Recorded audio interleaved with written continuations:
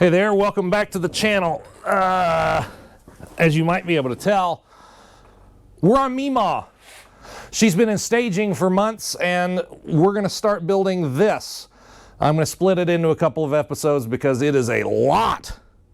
But when we're done, this will be ready to go into that. So stay tuned. Roll the intro.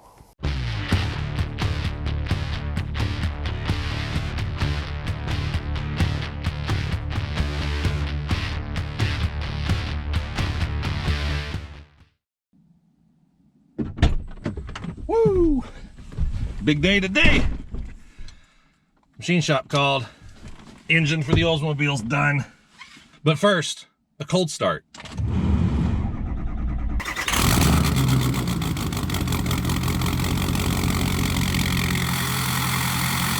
I tell you what, this truck runs a whole lot better now that those injectors have been replaced. And that new Fickum. And the machine shop doesn't take cards and I don't write checks, so we gotta run into the bank real quick and get a mountain of cash.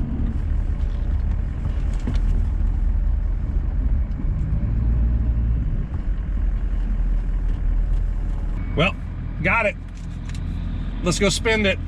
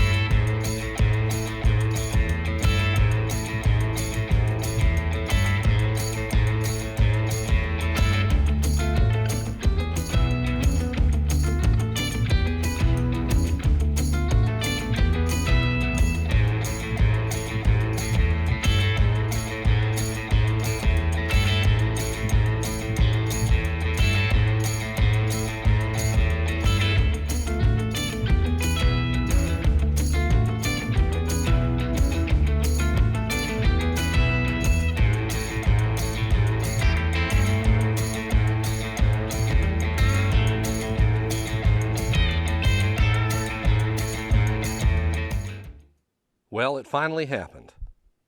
After I unloaded the engine, caught the Chinese flu.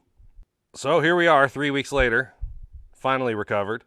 And as you can tell, I've gone down the rabbit hole. These are most of the parts that we're going to put on that short block. I'm going to try to crawl around from behind this table without falling. And I'll just give you a little look-see at what's going on with the block, and then we'll get started. Okay, as you can see, we have our beautiful Summit Pro LS forged aluminum pistons. We have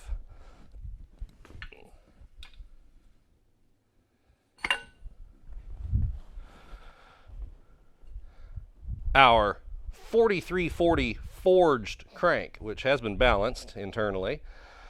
24 tooth reluctor wheel. We have our 4340 forged H-beam rods. This setup is rated at 1200 horse. I don't expect to reach that number, but we're going to push it as far as we can. We have our Summit double roller timing set. We have a Jegs. I know you're going to yell at me. I'm spending all this money. Why wouldn't I buy a Melling? Your guess is as good as mine. High flow oil pump here. We also have, behind this, of course, is a Stage 2 turbo cam from Summit. That is probably not beefy enough for what I plan to do, but it's a good start. We can always upgrade it later. If you want to see the specs, I'll put the link in the description for all this stuff. I do this every time I start a project. It's supposed to be pretty basic, and then I just go nuts. As you saw on this table here to my left, there's a lot of unnecessary purchases. There's a lot more over here that we'll get to in later videos. Just this LM7 iron 5.3 block as it sits with the components inside costs about half of what the Cutlass did new in 1985. So I can't say that it's a wise financial decision, but it's a fun one. So something I did not show you, I did paint the block black, and then I replaced all the plugs except for this one. Expansion plug on it's this side. It's over here in the back here. Oh, I stripped the crap out of these threads, so got a new one coming. It'll be here today. Back here you can't see because of the engine stand, but the rear cover's installed. All ARP hardware. On the driver's side behind the rear cover is your main oil galley. The oil pump shoots up into here and then straight back, and then it goes through the oil filter. You need one of these, dog bone or barbell, oil diverter valve, whatever. I kept forgetting that I already had one, so I kept buying more, and I think I have like 4 now. But the one that I have installed is the one that I liked the most. So did that, and then put a plug for the front of the oil galley right here. I think the first thing we're going to do is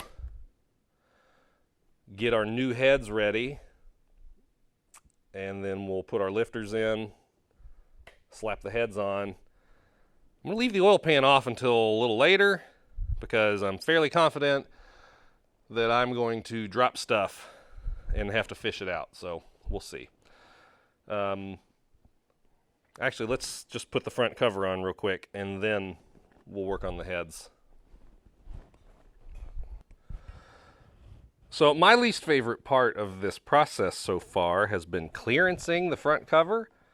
The double roller sticks out quite a bit further. You have to space, you see these guys here, you got to space the oil pump out so it hits the cover. So I had to get in here with a little belt sander and clearance all over the place. It does fit pretty good now. It'll fit a lot better when I put the gasket on. Big dummy. Be right back. I bought this cover from ICT Billet. Actually got quite a slew of parts from ICT Billet, as you will see as we put this thing together. ARP timing cover bolts.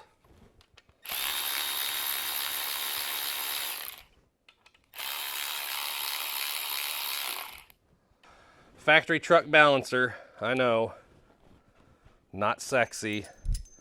I'll probably upgrade to a super damper eventually. Guess what, motherfucker? Got an ATI super damper because they're awesome. ARP crank bolt. I'm just going to swap that pulley out real quick.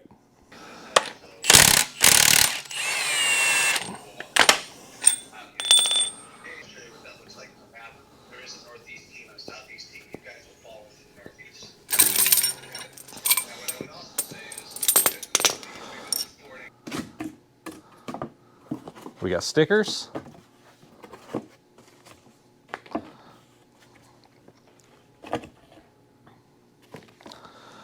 Instrucciones.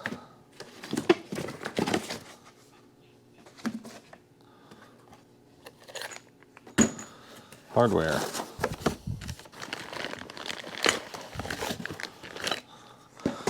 Our hub.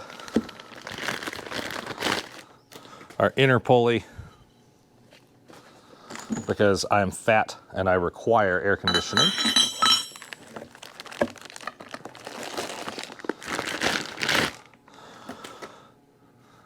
And our outer pulley. So, I guess we'll figure out how to put this thing together.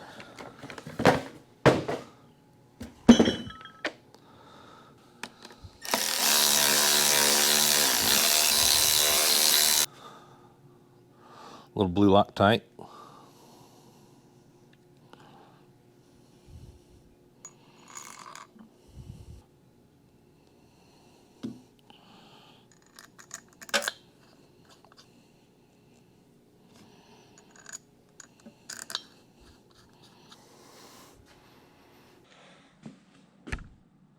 All right, so I got trays and lifters from Jegs. These lifters are pre-oiled, ready to install.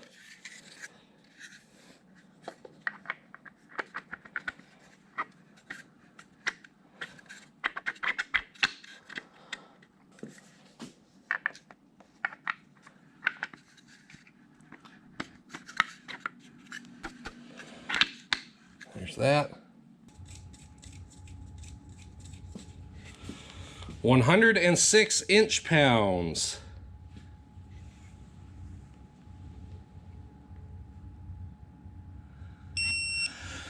If you don't have a torque wrench that does inch-pounds, just divide it by 12.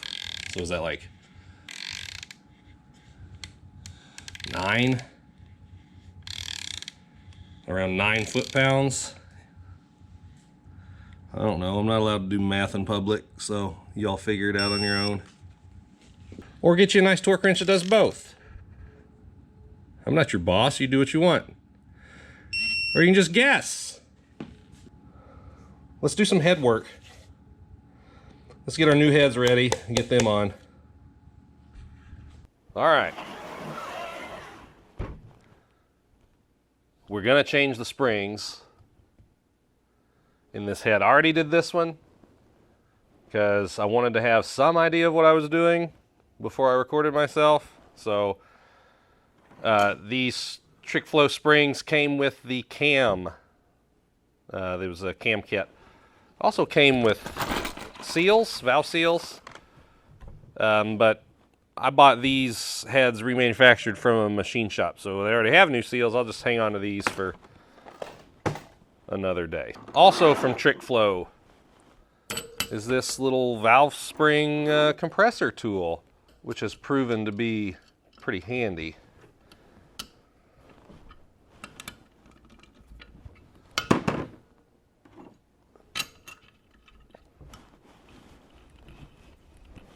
So that's it. Take your locks out, or keepers, or whatever these things are called.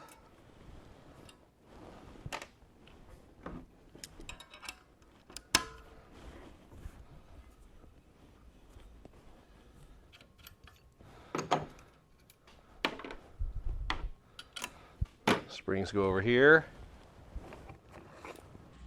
And here, these are our last two new springs. We'll run this guy down. Side's good.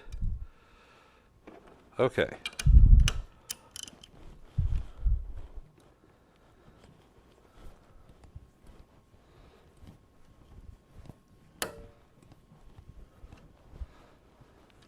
There we go.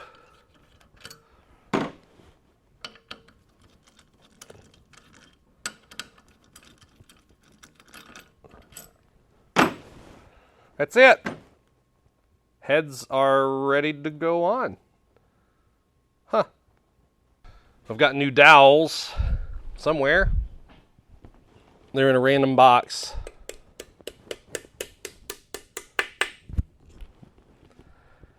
Took almost an hour, but whatever.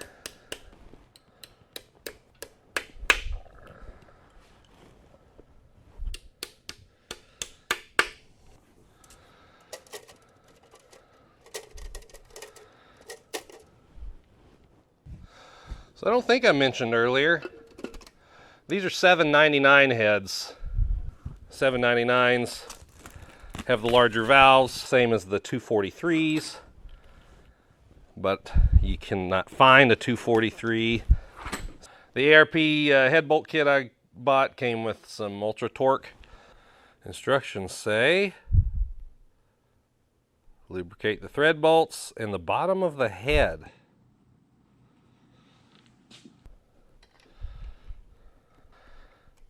All right, I'm just gonna snug that one down so the head doesn't fall on the floor.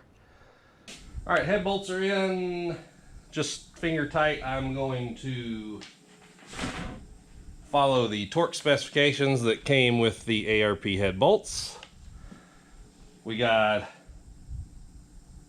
3-step sequence, 25, 50, and 75 pounds. All right, 25.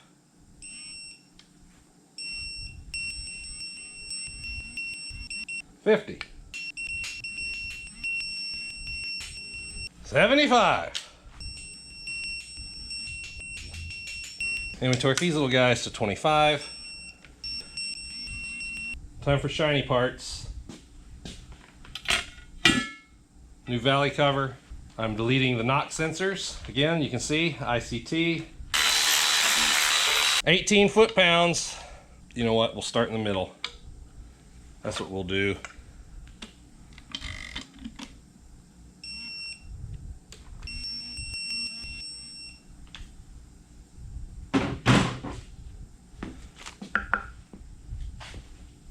Let's put the intake together. This is something that I have been looking forward to for a long time. It's one of the first things I bought for the build.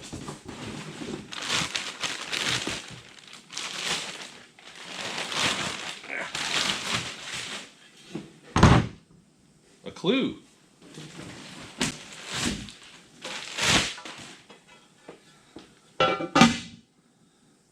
Boom. This is the Holley EFI low ram intake. And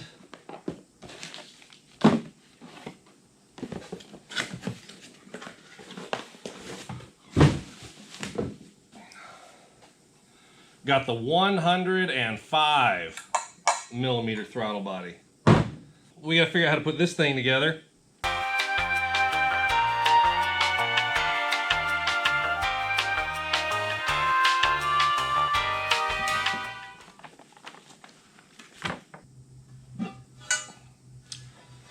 All right, first things first.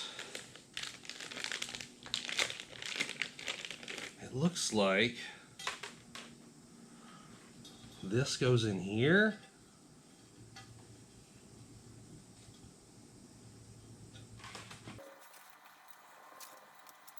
I have to cut this. Glued together? Well, they didn't give me any glue. So apparently this 4.5 foot long O-ring needs to be carefully. Okay. Now I gotta go find super glue. It's ridiculous. Okay, so went to town, apologize, the batteries are dead in my microphone, so I will just talk loud and hopefully you can hear me. Got some super glue, supposedly works for rubber. So we're gonna see how bad I can screw this up. Okay.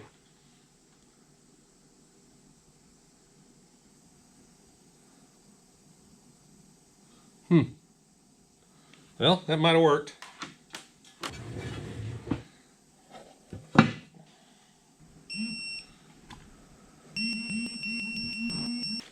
Fuel rails.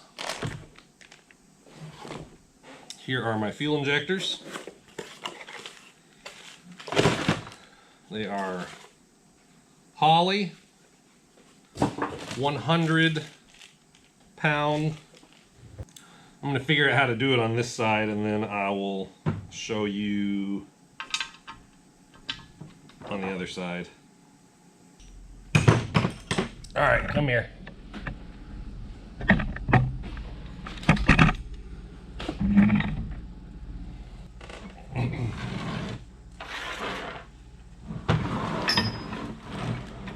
All right, so the kit comes with 2 different size brackets to hold the fuel rails down. These particular injectors require the small one. So those go here.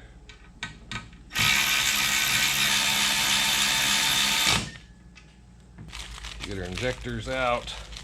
Lube these suckers up. You can put them in the rail, you can put them in the intake.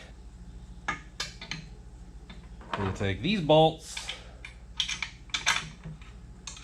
run them in there. All right, so that's that. We need to connect the fuel rails. Might as well do that now.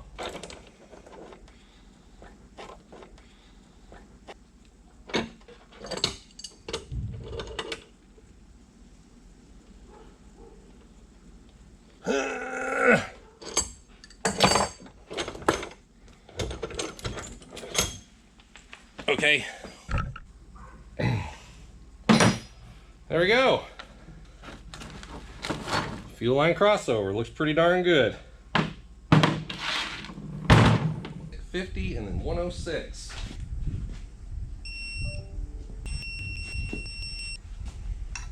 God, that's awesome.